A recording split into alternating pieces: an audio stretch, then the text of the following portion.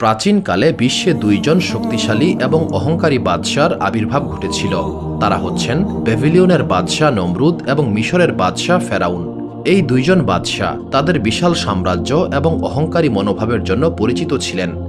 এই দুইজন বাদশাহ নিজেদেরকে বিশ্বজাহানের স্রষ্টা হিসেবে দাবি করতেন, কিন্তু তাদের এই অহংকার শেষ পর্যন্ত তাদের ধ্বংসের কারণ হয়ে দাঁড়িয়েছিল। আজকের এই গল্পটি ব্যাবিলনের বাদশাহ নমরুদকে কেন্দ্র করে তৈরি করা হয়েছে।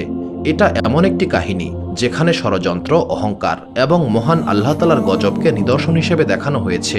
এই কাহিনীতে আমরা দেখব কিভাবে যুক্তি এবং বিশ্বাসের সীমা অতিক্রম করার কারণে একজন বাদশাহ অনিবার্য ধ্বংসের মাঝে পতিত হয়। মূল কাহিনীতে প্রবেশ করার আগে আপনাদের অনুরোধ করব, ভিডিওটি শেষ পর্যন্ত দেখুন। যদি গল্পটিতে কোনো সংশোধনের প্রয়োজন হয় তবে মন্তব্য করতে ভুলবেন না। সামুদ সম্প্রদায় ধ্বংস হওয়ার পর মানব সভ্যতা আবারও ধীরে ধীরে বিকশিত হতে শুরু করেছিল। টাইগ্রিস এবং ইউফ্রেটিস নদীর তীরে ব্যাবিলনের সভ্যতা গড়ে উঠছিল।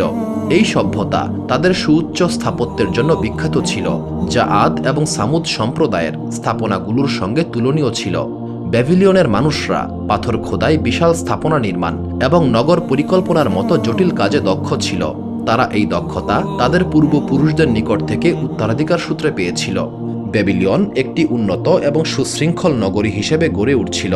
সামরিক শৃঙ্খলা, সামাজিক নিয়মকানুন এবং সুসংগঠিত জীবনযাত্রার জন্য এই সভ্যতা বিশেষভাবে পরিচিতি লাভ করেছিল।